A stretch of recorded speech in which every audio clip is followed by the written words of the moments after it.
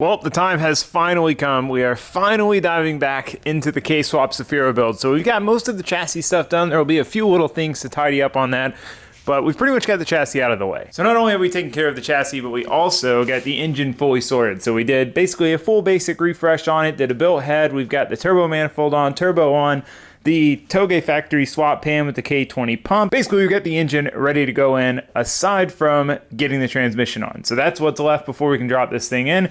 We've got our BMW ZF 6-speed, and we've got all the parts we need to put it on the engine. So we've got our Toge factory twin disc clutch setup, we've got our adapter plate, we've got trans mount, shifter linkage, we've got some OEM replacement parts for the trans, a shift fork, a little pivot ball, a spring clip, a slave cylinder. As far as I know, we have everything we need to put the trans on the engine. And once we get the trans on the engine, we can take the whole assembly and drop it in the car. So that's the game plan for today.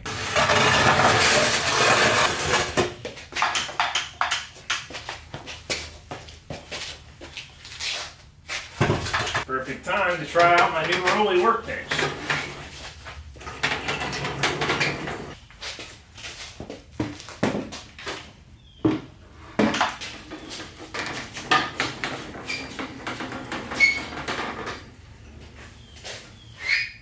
So we got a new, ow, that hurt. Thing got me. We got a new spring clip deal and a new one of these. I'm not quite sure how to remove this. I think I figured it out. You can get to it from the back.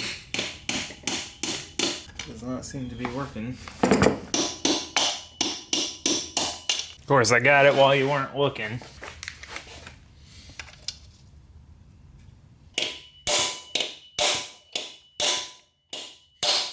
There we go. Well, it's definitely not the right way to do it, but it's in there.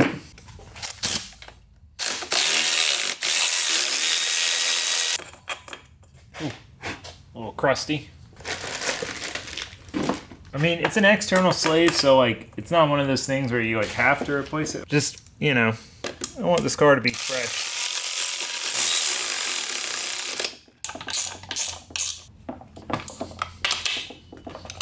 All right. That's done.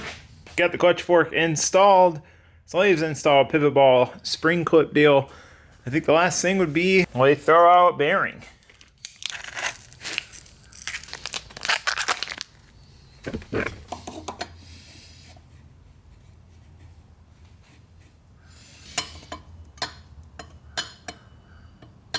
Can't tell if this thing's just like a little bent and that's why it doesn't want to go on. Oh. This is the struggles of building a car, my friends. It took me forever to find a 6-speed, and it might not be the right 6-speed. Hopefully it's just the wrong throw-out bearing or something simple, but I don't know. Well, slight dilemma with the throw-out bearing situation. This one is definitely too small for this tube. Now, I don't know if I need to get a different tube because this just kind of bolts on to fit this one. Also, these transmissions, there's like so many slight variations, so it could be something to do with that. Either way, we'll get it sorted out, but for now, we can't put the throw-out bearing on, which means we can't put the clutch setup on, or really, there's no point in putting the clutch setup on. So what we're going to do instead, we're still going to put the trans on the engine. We're going to just test fit it with no clutch. I used to hate the idea of putting like an engine in the car and taking it back out, but with the Cummins, I really learned how beneficial it is. I put the Cummins in and out of that truck probably 3 or 4 times to get everything squared away before I was finally done. And that's what we're going to do here, because we might have some clearance issues with our oil pan to our steering rack. So it's got this relief here for the steering rack. However, I moved my steering rack an inch forward to help with over centering, and it might not clear. I'm really hoping it does, but if it doesn't, we'll have to pull the pan off and we'll have to notch this a little further. So there's just things like that that I need to figure out. So instead of waiting until we can put it in for hopefully the final time, we'll probably have to take it back out anyway. So we're just gonna yank the engine off the stand, put the adapter plate on it, get this thing off the table, get it on the engine, and then we're gonna toss the whole shebang in the car and see how it fits, if it fits. It might not even fit. We might have to do stuff off rip. All right, got the trans off the table. It's time to get the engine off the stand. However, to do that, we need an engine hoist. Now, 2 years ago when I moved in with Ben, I gave my engine hoist away because I didn't want to store it because he had one, and now I needed one. So Ben came by yesterday, and we went on a freaking mission to get a dang engine hoist. Like, we could not find one. Harbor Freight didn't have any of them. They didn't have one at any store. They didn't even have the smaller one, but at one store an hour away. So we called all the AutoZones, and there was one that had this in stock. we went and picked it up, and now I have an engine hoist, thankfully, because we kind of need that. That's an important piece. But let's get this put together and start dropping it in the car.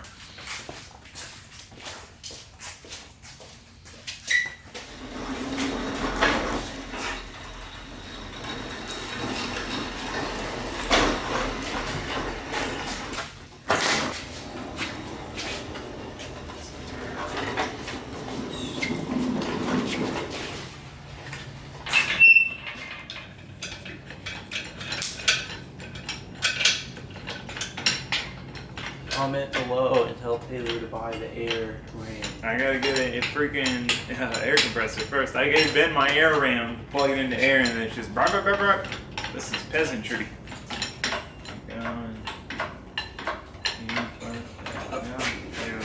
Look at that, boys.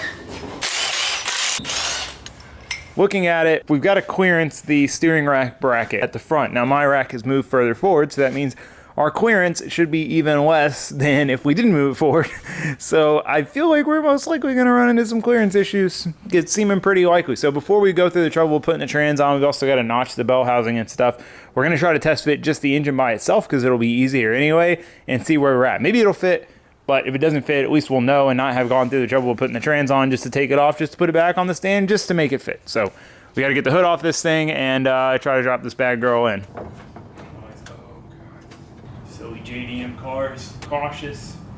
Yeah. Good luck getting the windshield for this thing.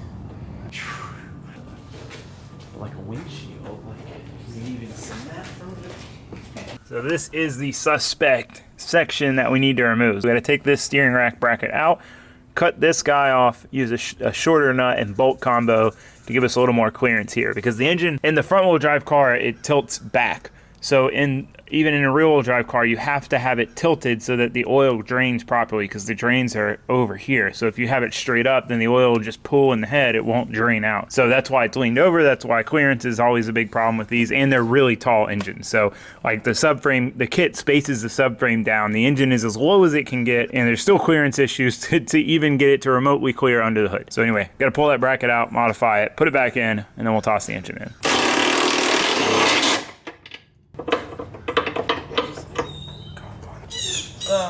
Dude, you forget how freaking low a car is when it's not on oil.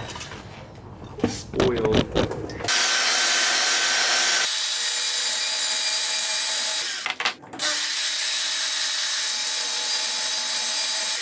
Shave the head of the bolt down a little bit, and we're going to put the bolt down instead of coming up. So we should have all the clearance at this part, that's for sure.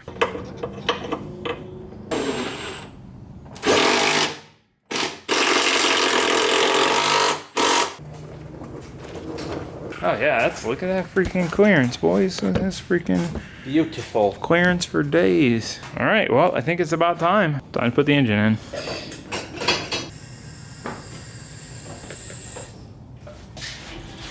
Oh wow, this thing rolls nice. That's crazy. Right now, bud. I like how the middle wheel is just down on the top.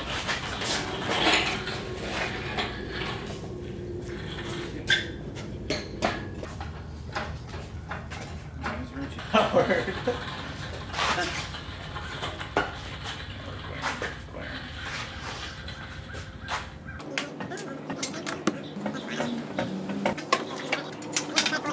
You can bolt it and we're good.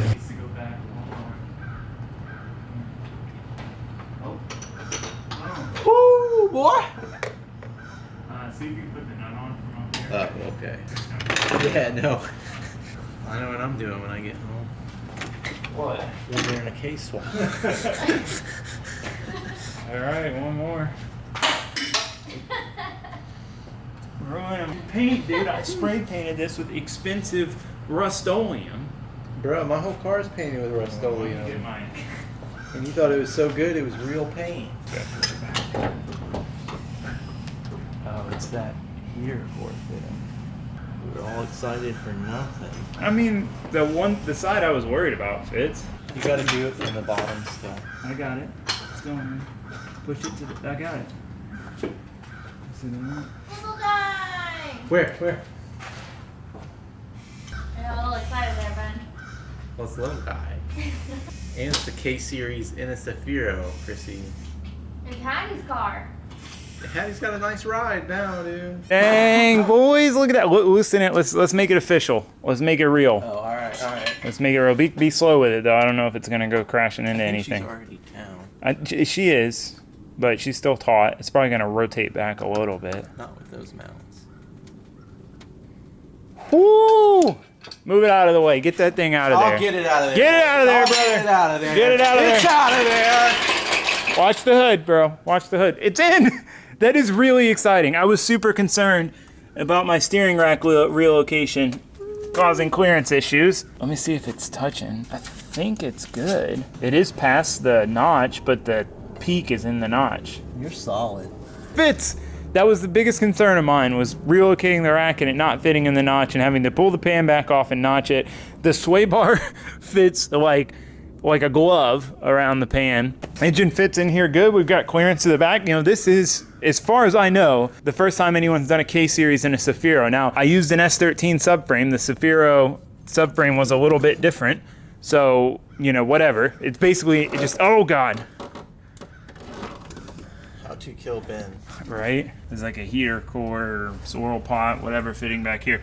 But yeah, so, I mean, I did use an S13 subframe and an S13 kit, but it hasn't been used in a Safiro, so I figured it would work because if anything, the engine bay should be bigger, but, you know, I didn't know for sure. Now, the only crappy thing is the car's right-hand drive, and the K-Series puts the turbo and the exhaust on the side with all the important stuff, the brake booster, the brake master, the clutch master cylinder. So that kind of is, like, this would be a much better swap in a left-hand drive car, but we've got plenty of clearance to run a 3-inch downpipe down there, so it shouldn't be a problem. But anyway, yeah, it's in. That's sick. That's sick. Next up is test fitting it with a trans. Sweet, dude, that is sick. It looks cool in there. I'll have to rotate this probably a little bit down just to give me some clearance. And then I plan to run like a V-mount radiator, like back to here or so, and then an intercooler like flat up here. And it'll just be super short run, turbo to intake. It'll be a tiny little pipe, 4 couplers. That'll be so nice. Man, that's sick. All right, before we pull the engine back out to put the trans on to test fit it with the trans, which is kind of the next big step, another big question mark, will the hood fit? Again, this hasn't been done. K-swap in a Safiro, I mean, maybe it has, but I don't think so. So we don't know. Let's find out. In there.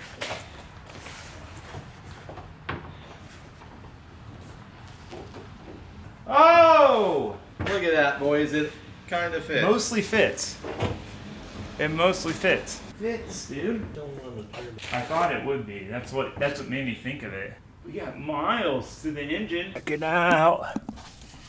Miles of room to the hood. The only thing touching is the turbo. But the hood has like an inch or two. Like I could almost remove the subframe spacers on this car. That is sick. That was the next another big question mark was, is the hood gonna fit? I mean, I guess it doesn't technically fit right this second, but it still has the underhood like insulation and everything. So the fact that it pretty much fits as is, whew, sick. So another big thing off the checklist. Now we just gotta pull it back out, get the trans mated up, put it back in, and try to get the trans mount bolted up and see if it fully fits, see if it fully bolts in. We're getting close. Two out of 3 major things done. Last major thing, does it fit as a complete unit? We'll find out.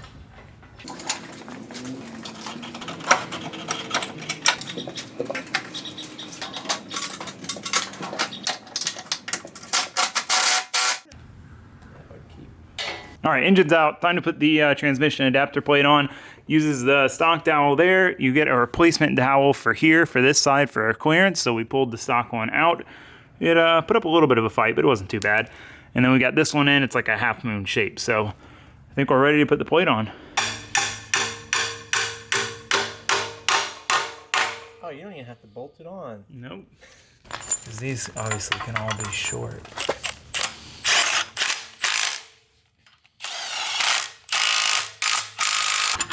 Yeah. Alrighty, trans adapter plate on, torque down, good to go. Next up, putting the trans on. Now we are gonna have to notch the bell housing a bit for the starter, as you can see here. So we need to test fit it up there, figure out where we need to notch it, but we've got our bolts to bolt the trans to the adapter plate, and we've got our super nice Toge factory trans mount as well. So pretty much ready to go. We just got to do the old committing on cutting it. So let's figure out where we need to cut it first, and then we got to commit. Scratch my new jack, bro. We just don't want to scratch the wheels.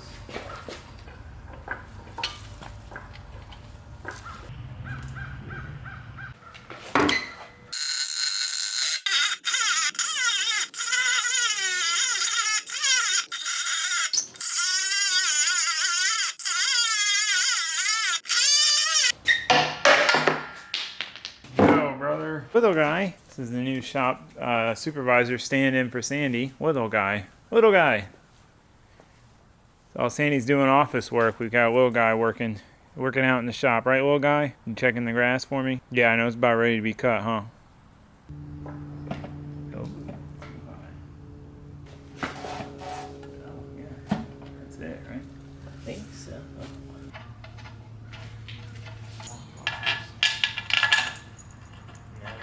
Well.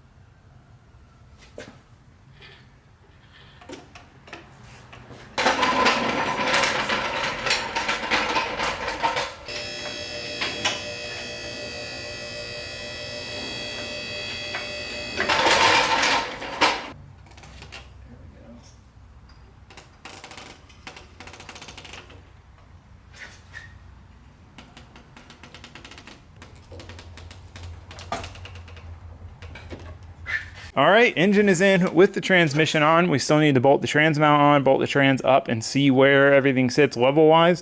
But with the back of the engine up a little more, we should have even more room here to our turbo and to our hood. So we should be good there. I did have to loosen the sway bar a little bit just to squeeze it past. I could rotate it some, and that might help for the future. But I mean, we got it to go past, so we're good there. Boom, that's step number 3. It fits with the trans, so we'll have to see again how it is with the trans mount bolted up. So we'll go knock that out now and then see how she looks in her final form as far as engine mounting goes. Looks pretty good to me. Looks pretty solid. Oh, you need to get the jack like out of the way.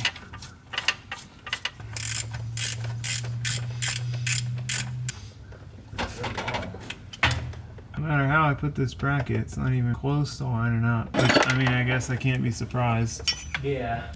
At least it looks like it'll be easy to modify. Yeah, I can just basically extend it the other way. Or just shift the tabs back. Well, since this is an S13 swap kit and we're putting it in a Sphero, there was bound to be something that didn't fit right. I mean, the fact that that all fits is the biggest thing. These, not as big of a deal. We basically just have to shift these mounting tabs over. The trans mount itself on the car is further back than where it would be on an S13, which would make sense because everything's longer. So, sweet, not a big deal. We'll get to chopping and welding and modifying.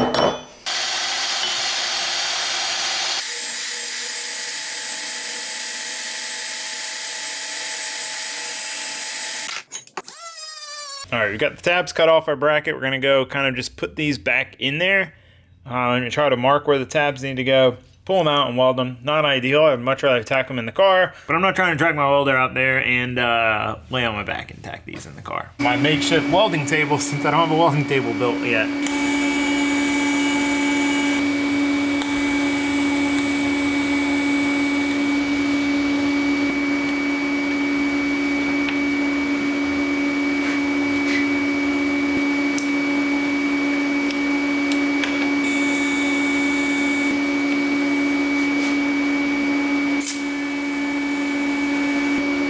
All right, I got them both to fit. They both lined up front to back. They both slid on good. I'm happy with that for not tacking them in the car. I'm surprised.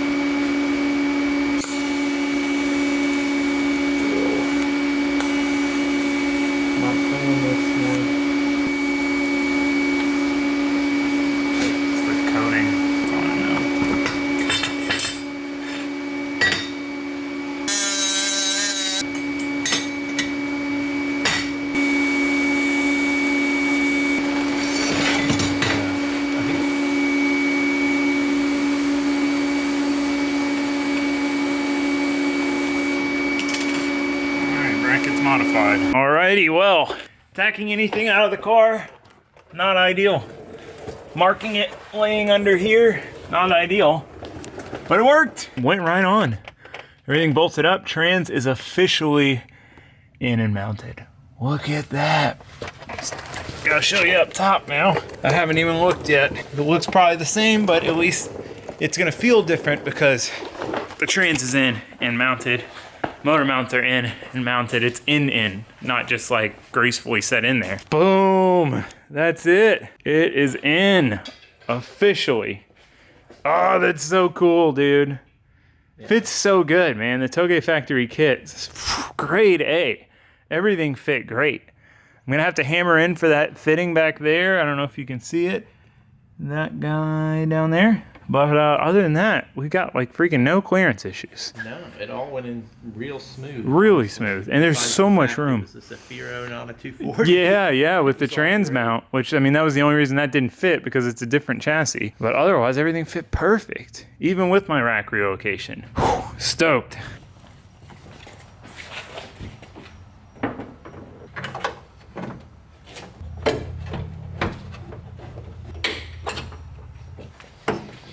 Shut straight.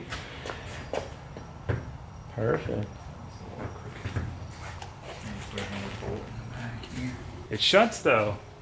Yeah. Like no problem. The turbo clears by a mile. If you're case swapping a Zafiro, you don't even need the subframe spacers, I don't think. No. Maybe for the trans. Maybe for the trans, yeah, you're right. I mean, I don't know. I'm not gonna take them out, but there is miles of room in here.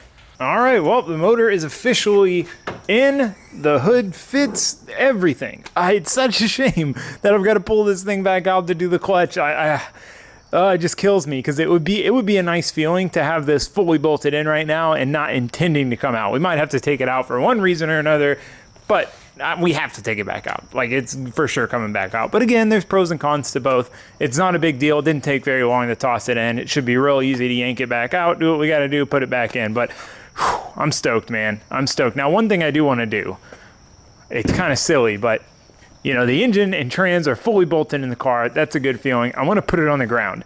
Have it on the ground as a roller, engine and trans in the car. Again, it's silly, it's semantics, but I just want to do it. So let's drop this thing down.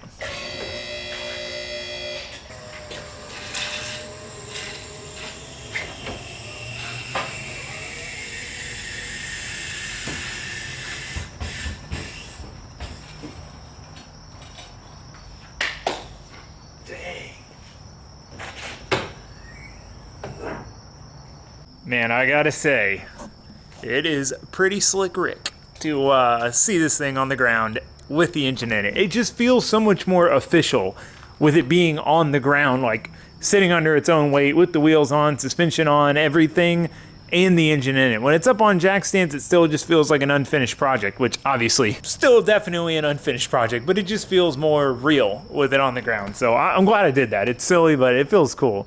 So yeah, anyway, I'm stoked, man. I'm stoked, dude. I can't believe how easy it was, how smooth everything went, and that everything fit well besides just modifying those transmission mount brackets. Like, all in all, could not have gone better. Could not have gone, I guess if we had the clutch in. Hey, it's in, and that's a big thing because now we can start plumbing, we can start doing fab work, you know, figuring out our intercooler core size, our radiator size, our plumbing, we can literally fabricate, you know, our intercooler piping, we can start plumbing our radiator hoses. We can do pretty much everything with the engine in as it is because all we got to do is just plop it back out, throw the clutch in, pop it back in. But this is where it's going to be. You know, it's mounted in here as it would be if it was staying in here. So that was a big step. You know, we can start doing wiring. We can do pretty much everything. So it was definitely paramount that I got the engine in here so I could start working on all the other stuff. So I am super excited, man. I really am. I'm so stoked. It feels so cool to see this thing with the engine in it on the ground. There was a lot of question marks, and all the question marks have been erased. We're good to go now. I mean, we're not good to go, but we're good to proceed. So anyway, yeah. Hey, you get the idea. Got it done. Went smooth. I'm stoked. So yeah, I guess that's gonna be it for this one. I'll see you guys for the next one. But for now, thanks for watching. Thanks for subscribing. Goodbye.